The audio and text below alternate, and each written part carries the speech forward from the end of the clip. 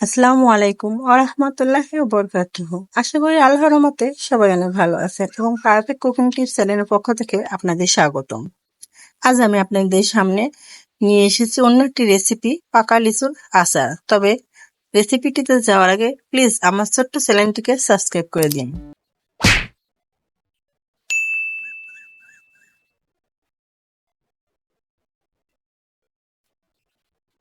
আমি এখানে কিছু লিচু ছাড়িয়ে নিয়েছি ঝোপা থেকে এবং এই লিচুগুলো কিছুটা টক ধরনের কারণ আমি আচার বানাবো, এ কারণে একটু টক ধরনের লিচু নিয়েছি। লিচুগুলোকে প্রথমে আমি পরিষ্কার পানি দিয়ে ধুয়ে খোসা ছাড়িয়ে নেব। খোসা ছাড়ানোর পরে আটি থেকে লিচুগুলো ছাড়িয়ে নেব। এভাবে প্রতিটা লিচুই আমি ছাড়িয়ে নেব। আমি ভালো ভালো লিচুগুলো নিয়েছি, মুখের কাছে কোনো রকমের স্পট নেই। দেখেন,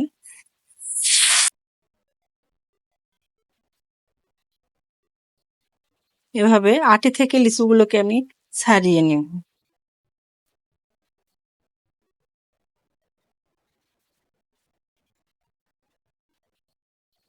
আমার লিচু ছাড়ানো শেষ হয়ে যাচ্ছে। দেখেন, আমি সম্পূর্ণ লিচুগুলোকে ছাড়িয়ে নিয়েছি। এভাবে কিছুটা লিচুর মধ্যে আঠি আছে, আপনারা চাইলে এইভাবে রেখে দিতে পারেন। লিচুর মধ্যে কিছুটা লালচে দেখছেন, প্রতিটা লিচুতেই এমন হয়। লিচুর আচার খেতে অনেক টেস্টি। আমি চুলার উপরে কড়াইয়ের মধ্যে কিছু মশলা দিয়েছি হালকা ভাজার জন্য। 4টা মরিচ দিয়ে দিলাম। হালকা ভেজে আমি এটা পাটাতে বেটে হালকা গুঁড়ো করে নেব। সম্পূর্ণ গুঁড়ো করব না, কারণ আচারের মশলাগুলো আধা ভাঙা করে নিতে হয়, তাহলে খেতে লাগলে যখন মুখের সাথে বাঁধে তখন স্বাদটা একটু বেশি লাগে।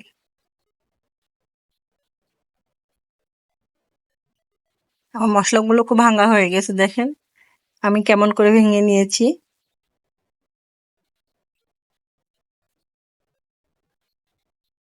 এভাবে আপনারা চাইলে আধা ভাঙা করে নিতে পারেন। এবার চুলার উপরে একটা কড়াইয়ের মধ্যে আমি অল্প একটু পানি দিয়ে দিব।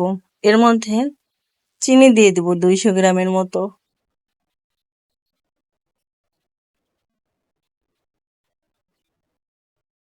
আমি এর মধ্যে কোনো লবণ এড করব না, আপনারা চাইলে অ্যাড করতে পারেন।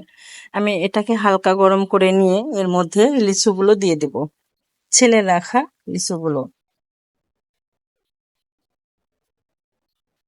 এটাকে আমি একটু নাড়বো।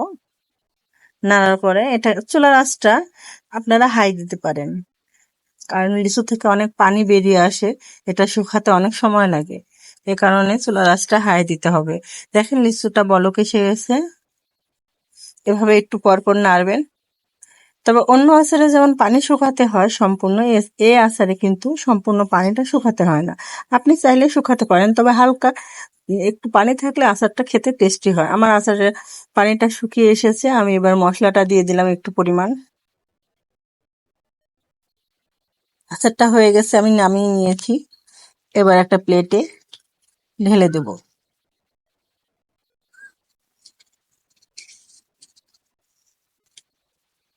দেখেন আচারটা হয়ে গেছে